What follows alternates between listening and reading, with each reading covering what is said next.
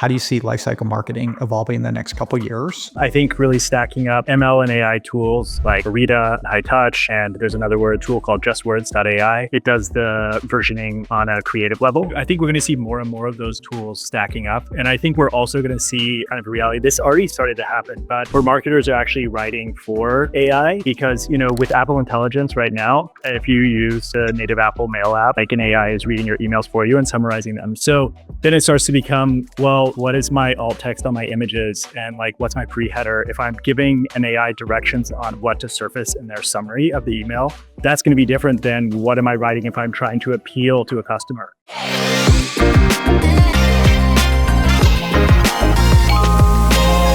Thanks everybody for joining. This is going to be awesome, I promise. There's going to be a ton of really interesting content about Klaviyo and about segmentation and how to build a good program from three of the best agencies and three of the best humans kind of in the ecosystem. I'm going to do a very quick intro. I'll have everybody introduce themselves and then we're going to jump right in. And please put questions in the chat. We'll make sure to cover anything that we miss. So I'll start. I'm Aaron, based in the Bay Area, one of the co-founders of Arita. We do a bunch of stuff, but like the TLDR is we help you get the absolute most out of your list. We are not good at creative. We're decent at strategy. We are really, really, really good at math. And so we're a machine learning team. We partner with these guys and a bunch of agencies who are awesome at the creative side, awesome at the strategy side, awesome at the kind of cross-channel approach for a brand. And we end up being like the TI-83 calculator at a paper and pencil test. So we kind of get much deeper in the data than any human possibly could. I'll stop there. Jess, I want to hand off to you, and then Colby, and then Sammy, please. So I'm Jess. I'm the founder and CEO of InSocial. We're a almost 10-year-old full-service digital marketing agency.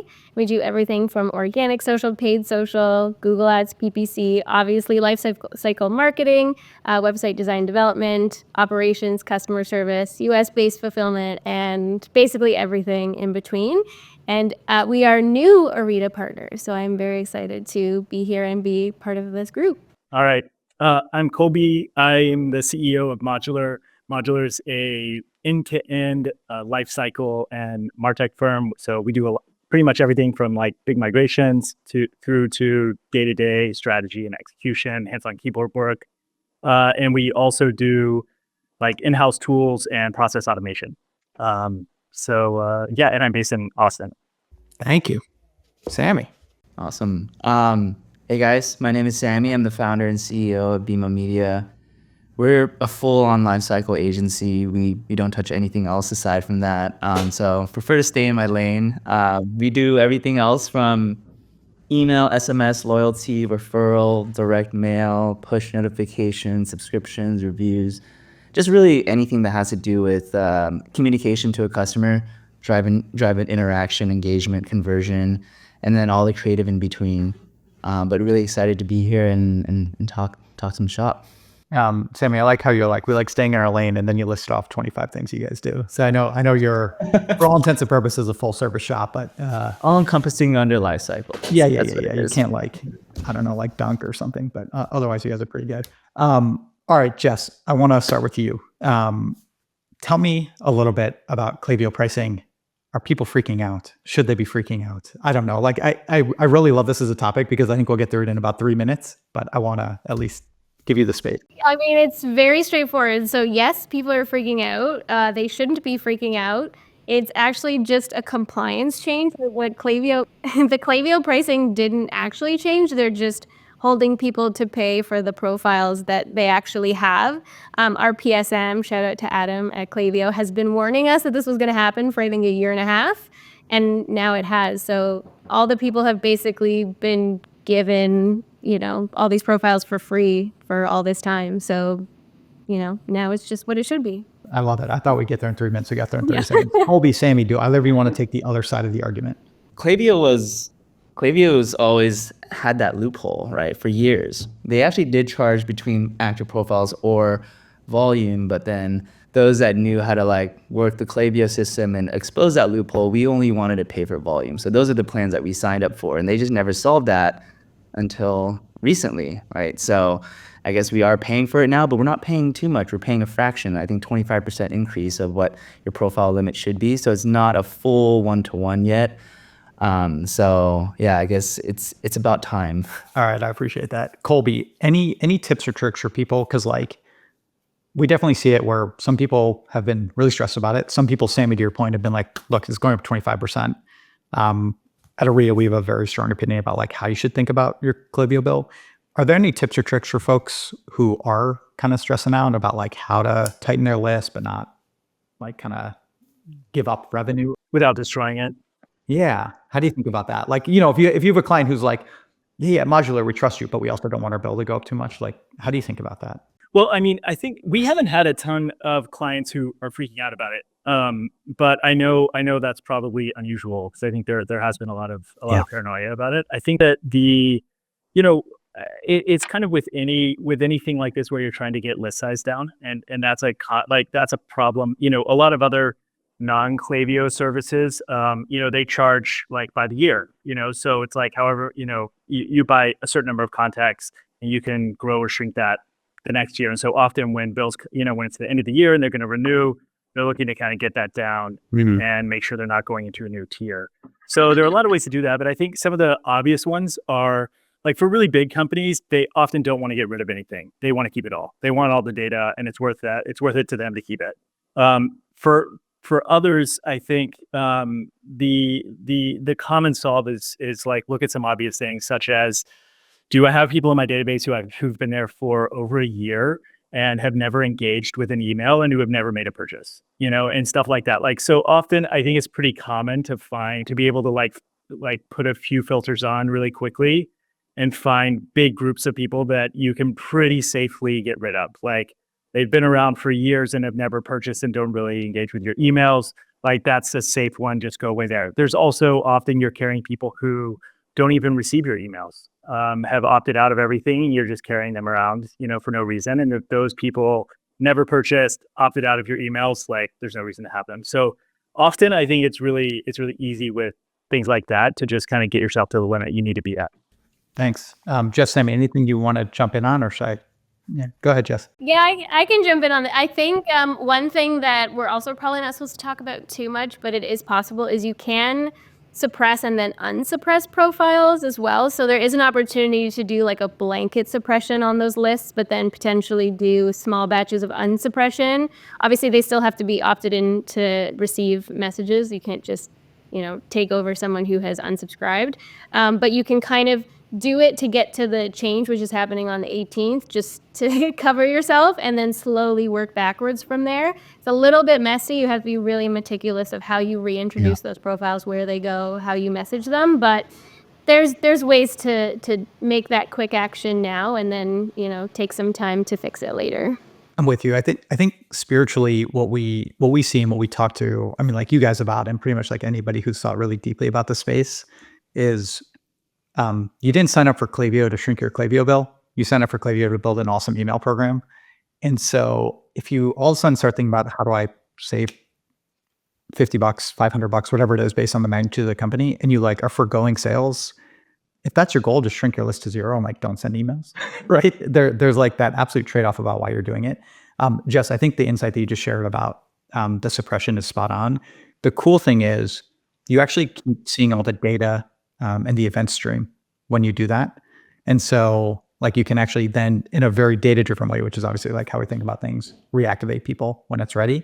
Just know that like those people have to be active for 90 days. So like when you do it, you're actually committing to that person. That doesn't mean you need to send them 100 emails. You could send them one email, right? But like you can always probe one way or the other. Sammy, I want to turn to you for a little bit. I want to kind of broaden the topic right now. It's like talking about email, talking about SMS. You kind of mentioned direct mail. If you think about like a brand comes in today and they're like, hey, we're, I don't know, $20 million brand, right? Like Shopify Plus, use Klaviyo, thinking about SMS. What's the like high level thoughts you have around what a good marketing mix is? Like what are you looking for in the brands to figure out like what's good for them, what's bad for them? Is it more you actually need to test for a couple months with them to figure out what the right fit is? Like how do you guys approach your client? Yeah, so obviously just having the fundamental channels, email and SMS, fully buttoned up from an automation architectural program, and then making sure your list is clean. But when we think about how much incremental revenue we can generate from expanding past those two core channels, that's when we think about how do we get in other people's faces direct mail is kind of the first thing that comes to mind. And it's kind of like I see direct mail more of as like a personal approach, more of like a last ditch effort. If people aren't really engaging or converting with their emails or text messages, or their emails is dormant, right? And we can't really email them, most likely they could probably engage with a physical mailer. And that's where we boil down to the segmentation and understanding their profiles, their purchase history. Maybe this person has bought 5 times, but then they just stop checking their emails. There's another avenue that we can try and re-engage and reactivate them, and that's from direct mail, utilizing the information that we have on their address, their purchase history, and this kind of just shipping it out and giving them strong offers to kind of win them back. And if they do come back and purchase, maybe they have a new email address they need to sign up on and fall back into our funnel. Thank you. Jess, Colby, how much do you guys look kind of cross-channel? Jess, I'll start with you and then hand off to Colby. Similar type of thing too, like when somebody's coming in and they're like, what do I do? What's like insight that you bring at the start?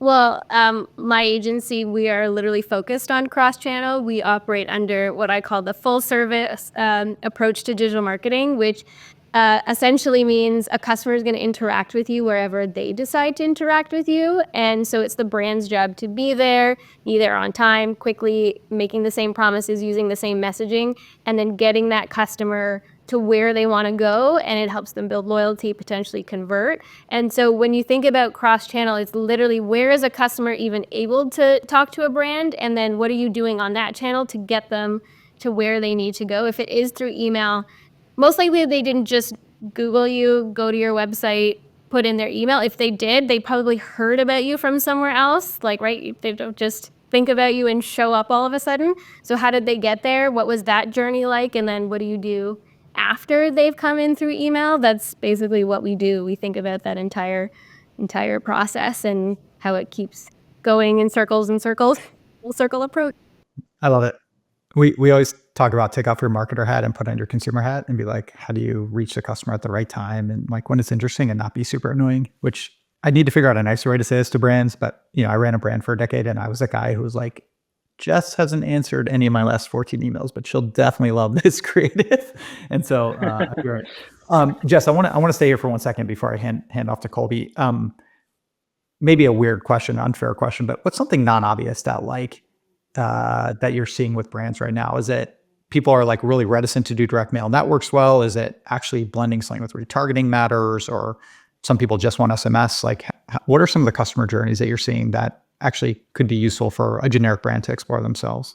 Oh man, I mean, we work with so many different brands that everyone experiences like a different organic customer segment. And so we have one client where, you know, we can only squeeze out so much from email, but our remarketing ads are doing well. And then we have another client where I make a joke, I'm not going to say the exact joke, but we could email them literally anything and they will purchase. We've tried really nice emails and then kind of like not as nice, just plain text, and they'll just keep buying, right? So there's no one size fits all to this. It's really about trying A/B testing, trying again, learning from the data you're collecting, and then realizing that a customer group is an organic organism. It's going to change and evolve. So what worked 6 months ago may not continue to work. So there's the it depends answer that everyone loves. I think it's fine. I think the spirit is still like testing and figuring it out. The big piece is like, and Colby, this kind of goes back to the comment you made, which is like, maybe it's a year, right? If you need like some basic rule of thumb, a year, they haven't purchased, they haven't clicked. And if you're a furniture company, maybe for you, it's 2 years, right? Like there's always, it depends. And so like, Jess, I know you guys go really deep and like, actually it's different kind of brand by brand, client by client. Colby, we met actually not because of Klaviyo. We met through another platform. And so I both want you to chat a little bit about like different channels if you're open to it, but also maybe about how do you think about a brand comes to you fresh and they're like, hey, what platform should I be on? Like not what's best or worst, but like what are some of the trade-offs that you think about? We can start with email, but also go broader to other platforms as well. Yeah, I mean, when they come to us, I think what we're often looking at are kind of the same, some of the same things that Jess and Sammy mentioned of just like, are you leveraging all the channels that are available and that make sense for your brand? I think in e-com, everyone's leveraging SMS pretty heavily, but I think in other industries, I think there's a lot more reticence to leverage SMS. And so one like practice that we built like 18, 24 months ago was around like SMS compliance. And, we like, got a lot of training, and some people on our team just went really deep on that and learned a lot about it so that we could help get some of those customers to the other side and really seeing the benefits of SMS. So I think for a lot of them, like it is some of those brands that aren't in e-com, there's still a real opportunity to lean into multi-channel and to leverage orchestration and figure out, like, as Jess was saying, like what channels make sense for which customers and segments and all of that kind of stuff. And sometimes, for a bigger brand, that can take a long time actually to get there. But yeah, and then in terms of customers coming to us and kind of being at a place where they're ready for a graduation or or maybe they're early stage and they're still trying to pick the tool that's right for them.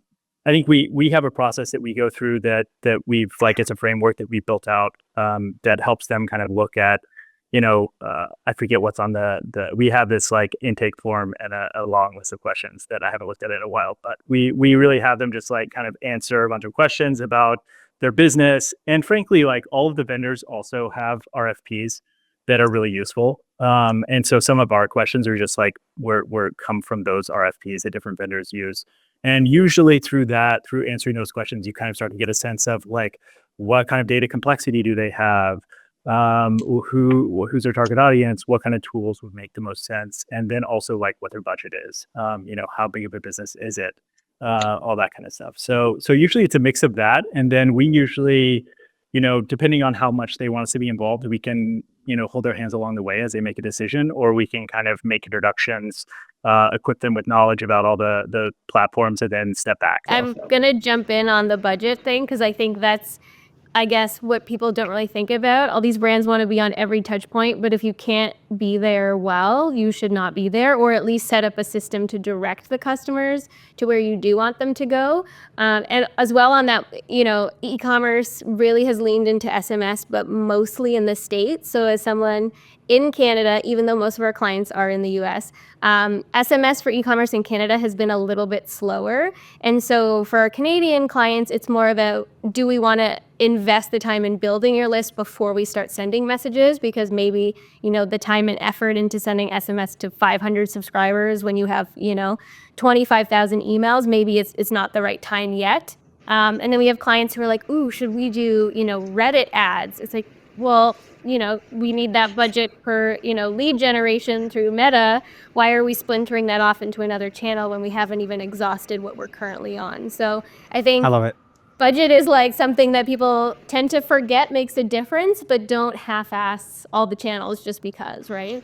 I like what you said too about the, just collecting compliance, because I think that's one thing that we look at too, is even if you're not going to do SMS marketing today, like just collect the compliance, because if you want to in the future, then you're going to have a database of people you can't send a text message to.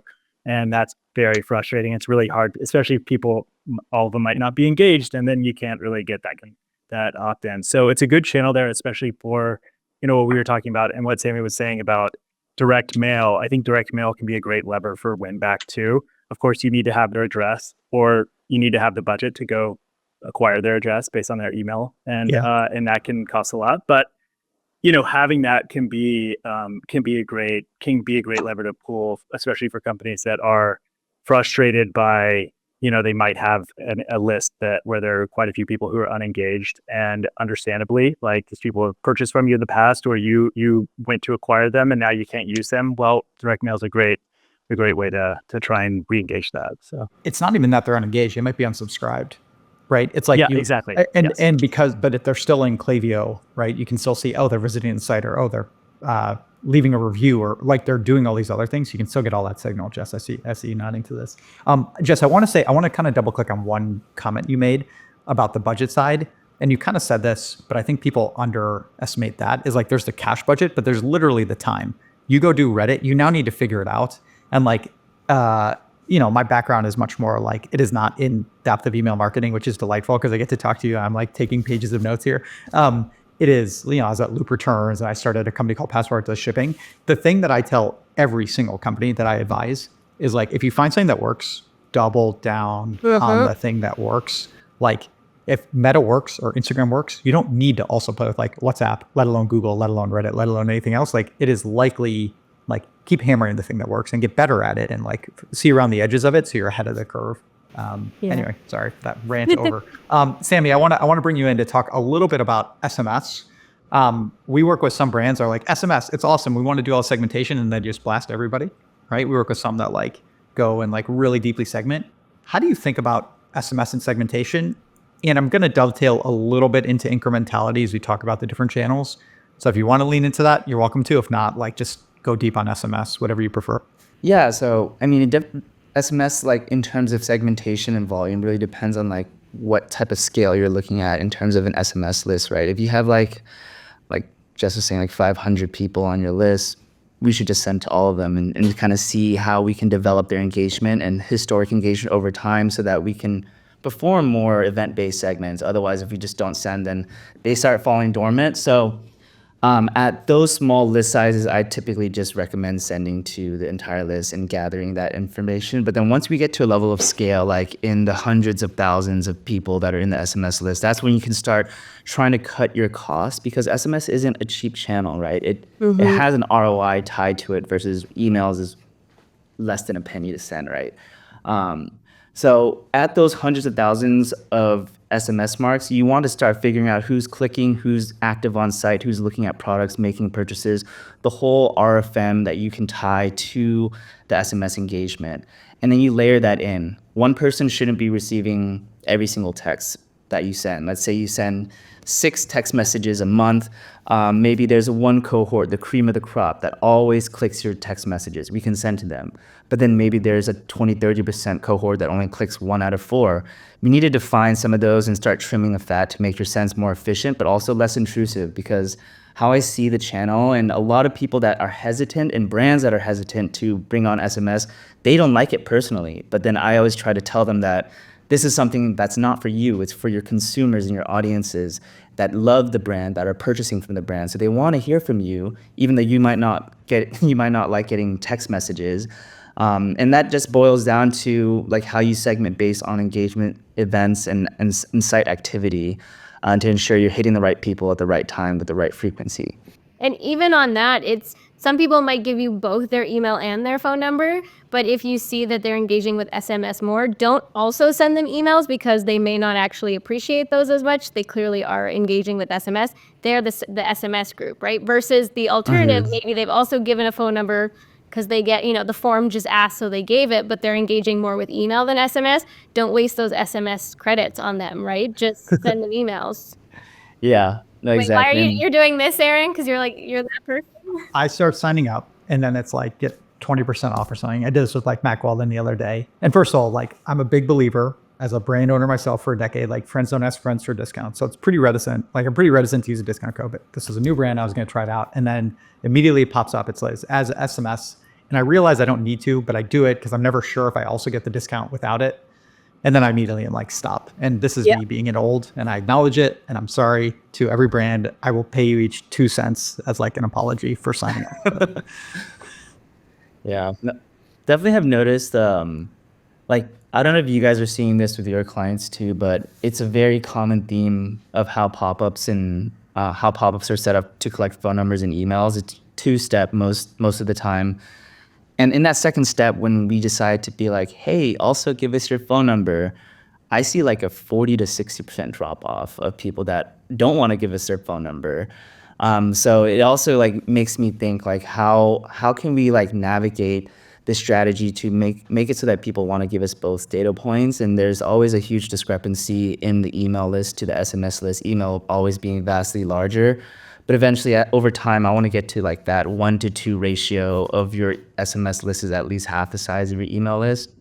But yeah, it's interesting. I'm curious to your guys' thoughts on where you guys see the drop off happening. I mean, I think we're seeing very similar results, but it depends on if you do the reverse, right? If you do phone number first, do people then give email as well? I think we've seen a drop off higher. But you could also just do show a form where it only collects SMS at first. And then if they come back to the site, then only show the email capture, right? Because you can adjust who sees which form. But I think it also comes down to making it clear that the messaging, if this is the strategy, is different between the two platforms. If you're just going to send the same things on email versus SMS, I think everyone's just going to opt for email because it's less intrusive. But if you make it clear, like, oh, our SMS program is for like our real loyal people, this is where the good discounts are, like, this is why you want to be here versus email, then there's a reason to be on both. There's a reason to push more to SMS than email if you're trying to, build that list. But then, of course, you need to have two separate marketing content strategies. So it might just, again, budget, time, do you have the effort to do it? But that's one way that you can kind of encourage people to give both. They get different things, right? And we've seen quite a bit of success. I'm curious about you two as well, but just using like the text to join, for lack of a better term. But I think that has often been a nice way to separate those opt-in streams, but also make the SMS opt-in stream really, really, easy and urgent. So yeah, we actually work with a lot of restaurant clients as well, and we're actually going after the restaurant industry with Klaviyo. We did a really fun MDF program with them this past summer. And so when you think about restaurants and their in-store experience, you can put those text to join, phone number, QR codes all over the restaurants, and then, maybe position that in a way where, oh, well, if you're signing up for SMS, this is how you get the actual discounts on our, on orders. Whereas our email list, you're just getting, updates on, new dishes or new products or whatever we're bringing into the restaurants.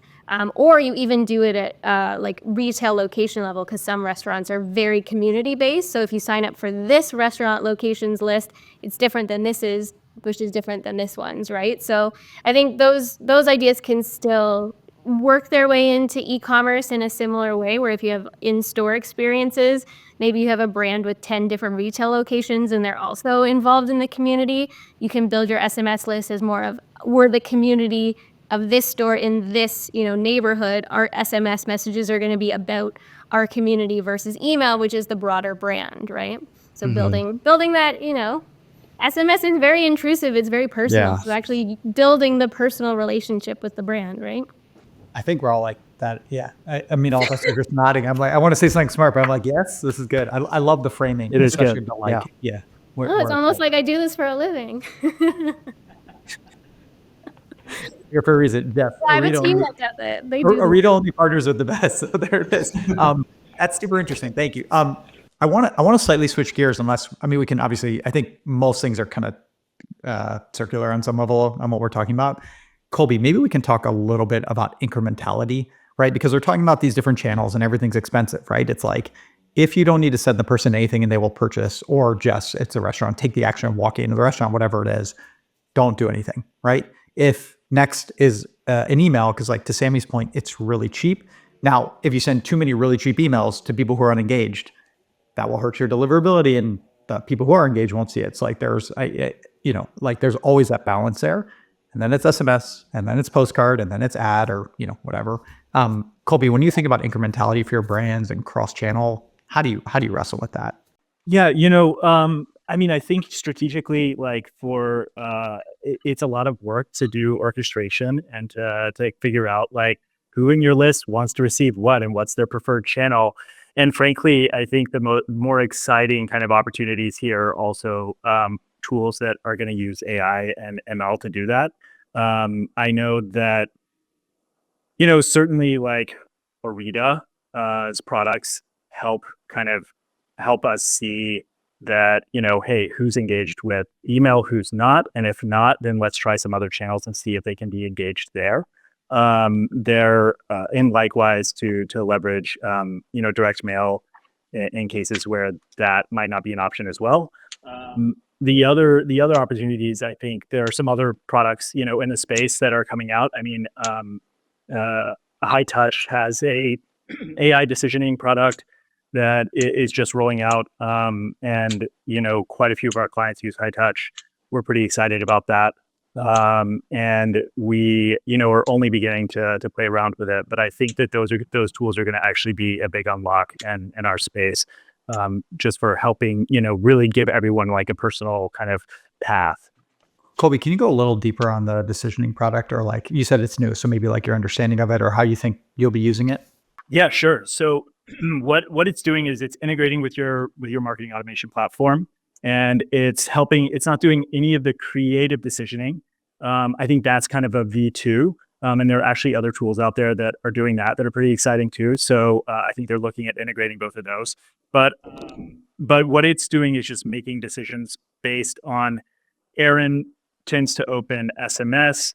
We're going to stick with Aaron for SMS, and we're going to have you put in like a bunch of different versions from a creative perspective. So it's doing a lot of the kind of A/B testing on a creative front for you, but it's also testing on different channels.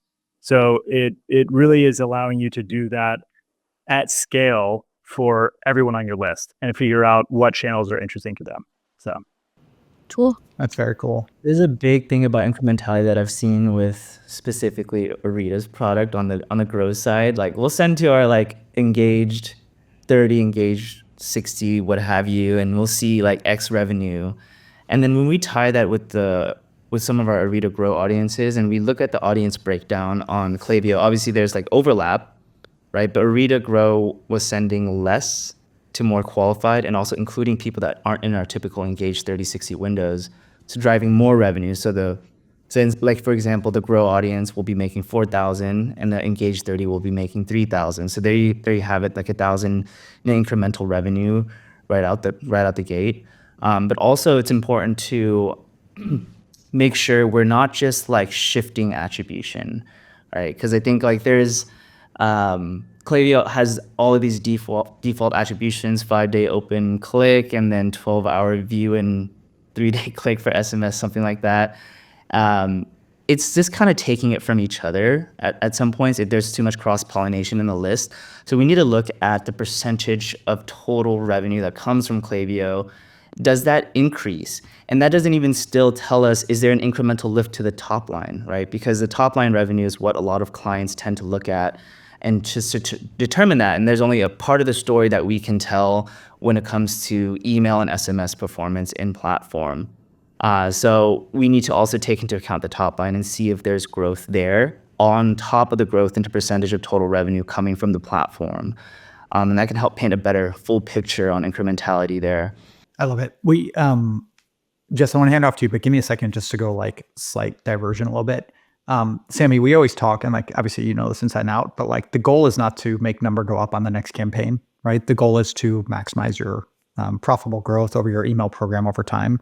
And sometimes that means make $1,000 less today to make $2,000 more in a month, right? Or in 6 weeks, because you oversend a day, you do make more sales, but you create more unsubscribes because you're sending to a less engaged audience. And so like spiritually, that's always how we're going to work. I think the attribution side of things is very interesting, is like, there's a difference between building a model that is going to say like highest propensity to buy customer versus a model that is highest propensity to buy customer because an email was sent. And if you think about that, like if somebody's about to buy and they're literally in process and you happen to send an email from Klaviyo, and this isn't a Klaviyo thing, this is an any platform thing, they'll say, yep, we were the last click, or yep, we sent the email like right before, like within the 5-day window or the 1-day window. And so what we're always trying to figure out is like actually on the incrementality side is like, could you have made that sale without the email? Or now we've launched direct mail and like it's going public, I think tomorrow. Like, could you have made the sale without the direct mail? And then in a quarter or two, it'll be SMS, right? And goes back to kind of Jess, your comment about the journeys piece. Mm-hmm.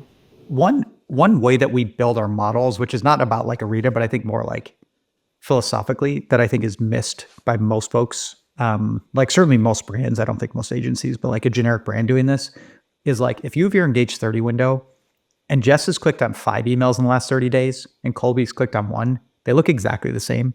If Jess has bought 16 times in the past and only clicked on 1 email, Colby's bought 0 times but clicked on 5 emails, they look exactly the same.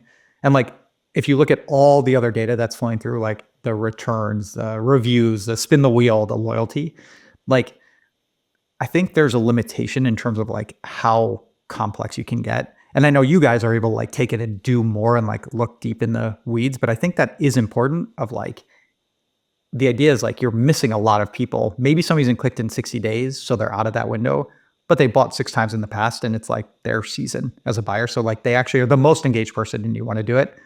That's like a piece of how we kind of think about the problem that I think is probably translatable outside. Anyway. Sorry, Jess. Once again, my ramble is over. Take it home with something smarter.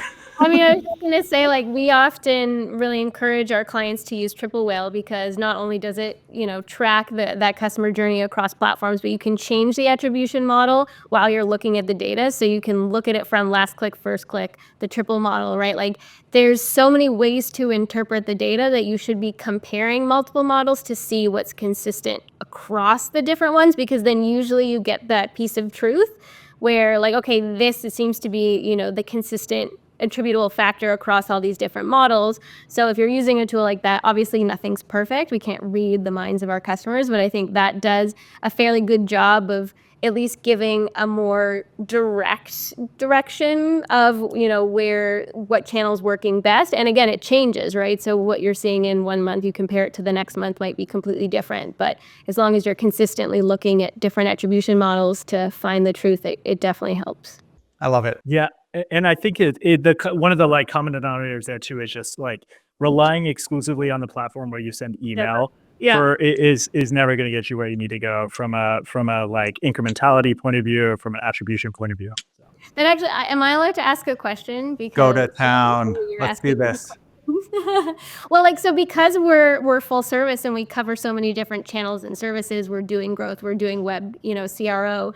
For agencies that particularly focus on, email lifecycle marketing, how do you guys show your value to your client when they may have a different agency doing growth? Like, how do you say, yes, Klaviyo said we made this money, but you're just like, well, don't look at Klaviyo, right? So what do you guys do to actually say, no, this is because of our efforts, not, this other team or your in-house team? Yeah, we typically look at benchmarks. Like we have so many access to so many Klaviyo accounts that we know like what the basis of where an account should be, and then we're able to gauge that growth once it matches kind of like some of our averages that we see across accounts. But also alternatively, like we don't use Klaviyo as a source of truth for the most part, and we do lean on more third-party analytics tools to show that. And the clients that are using Triple Whale, Northbeam, GA4, like I like to see things from a linear attribution perspective, because now we're sharing the piece of the pie. Facebook isn't taking all of it. Email's not taking all of it. We're seeing individual clicks on a linear basis. So like 4 clicks equal 1 sale. We split that evenly, but even still, I feel like attribution is still the bane of digital marketers' existences. So it's we still need to figure out a solution that'll really crack that code, and it's it's kind of a hard question to kind of go about. No, I like that. I think it's like it's a great question, and it's actually a common pain point for us, frankly. So especially once you get out of e-commerce too, and often it's just there's a third-party like analytics tool, to Sammy's point, but not always. and or it might be a third-party analytics tool at a bigger company that they're very protective of and that like they are limiting access to. So it's a challenge. I mean, we definitely see that. And I think part of the uphill battle is like, forget the agency side from it, but from the SaaS side, is sometimes it's like, well, here's what the data says. It's like, well, I don't believe it. And it's like, I don't really know what to say anymore. I mean, we're officially at the point with one of our prospects right now where we know we can drive a lot of value, and they're asking us to do an A/B test and a different, like literally change how we're doing it. And I was talking to my co-founder this morning, and like, this brand is awesome. So they're not doing anything wrong, but we're actually just going to say no, because we're like, we're a data science team and we're going to do this in the right way. And that may not work for you. And like, sorry, like we're going to do the quote unquote right thing. And that means that we can lose, we can win, we can be right or wrong. But yeah, as much as you can hand it off to like a third party, I think it's always safer. We're good friends with Zach from Sidekick, who built Hero Analytics. I know a bunch of agencies are starting to use that, which like gives good kind of visibility into for themselves to understand what's working and not, but also into their clients. All right, I want to switch gears. We got about 10 minutes. Colby, I want to start with you a little bit about like, how do you see lifecycle marketing evolving in the next couple of years? I also, if you guys want to throw in other technologies that either you love or you're considering, or you're just like at the early exploration, just like diverge a little bit so people can kind of learn what else is out there that you guys are considering. I think that'd be great. So I'll start with you. Yeah, sure. I mean, I think I touched on it a little bit earlier with the high touch tool. I think really stacking up ML and AI tools like Arita and High Touch, and there's another a tool called JustWords.ai that does the like It does the versioning on a creative level. And so I think I think we're going to see more and more of those tools stacking up. And I think we're also going to see kind of a reality. This has already started to happen, but where marketers are actually writing for AI because, with Apple Intelligence right now, if you use like the native Apple Mail app, like an AI is reading your emails for you and summarizing them. So then it starts to become, well, what is my alt text on my images and like, what's my pre-header? If I'm giving an AI directions on what to surface in their summary of the email, that's going to be different than what am I writing if I'm trying to appeal to a customer. And so I think more and more as like these types of tools work their way into our lives as consumers on a day-to-day basis and kind of, make like take some of the work of reading and emails out of the way for us. I think we're going to see more of that. So we're as a team, we're trying to lean a lot into that. And we're also starting, as I mentioned, kind of to building in-house tools and doing work like that allows us to go deeper on different types of AI tools and how we use them internally and how we help companies use them. And I think that's kind of the way that we're trying to get ourselves prepared for a bigger shift in the general field. I love it. Colby, just one quick point. You're also working on a specific tool, right, that you're kind of rolling out. You want to share about that? Second? Yeah, sure. Yeah, thanks. We're about to roll out. So we built an in-house tool this last year, and it was really for like kind of I hesitate to say QA because it's not really an email QA tool. There's like every company has their QA process, but it's really a like gut check, last check before it goes out the door, where we run it through AI. We check to make sure there's no errors. We check to make sure none of the links are broken. We check to make sure things like the email isn't clipping and there's alt text on images and all that kind of stuff. And so it's called flowproof.ai. And we're just in a beta right now, and we're excited to get that out. So Is that kind of like Litmus or email on acid, but plus like an image reader that like reads kind of like the copywriting?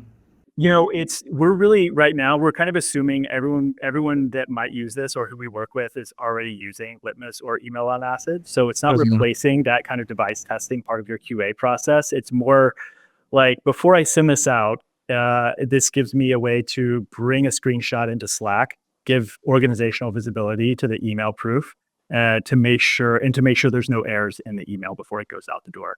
So it doesn't replace your existing process, but it's kind of like making sure it's like, let's make sure there's really nothing wrong with the email before it goes out the door and making sure internal stakeholders know about it. So. Yeah, That's takes so away any human error. interesting. Yeah. I just like read through your site. We don't have an automation process in that, but we actually have a human, like that exact process where we have someone on our team do that, someone who's never looked at the email. So, they don't, it's fresh to them. It's as if they're a consumer clicking everything. Yeah. And I get automating and leaning into AI, but there's something to like a human being like, this sentence feels weird to me. And then we're like, yeah, we interpreted that differently, so we should go back and change it to not insult someone, right? So that's smart. That's really smart. Yeah, it's funny. I talked to somebody the other day. He was like, I'm like, I pay an outside consultant, $200 per email to make sure that there's nothing wrong with any of our emails. It's a light newsletter business. And so anyway, yeah. That's cool. Jess, I want to hand off to you for any new technologies, anything. And then just, we got a couple minutes. So you and then Sammy, and then if anybody has last words, I would love some brilliance to end it, but it is also okay to just be done after you share like where life cycle's going, technologies, whatever's most exciting to you. Yeah. I mean, I'm going to say I really, really strongly believe in the human component to digital marketing. I am not afraid of AI, and I've encouraged my team to use it as a supplementary tool, but I don't believe in it replacing my team members. Maybe, I'm going to suffer the consequences of that in 10 years when I, have to pay humans and other agencies are, paying service fees that are much cheaper. But I believe in the in the security of giving people a livelihood. So I don't really see us leaning too much more into AI other than idea generation, maybe, cross-checking our work. But I think there's definitely been an increase, and it's going to continue to we're going to see more data-backed creative suggestions. So I don't see us using it to create images or to create emails for us, but to give us the ideas to then allow us to create those beautiful components or, great copywriting, which, will come from this is what your audience is engaging with, right? So giving us those ideas.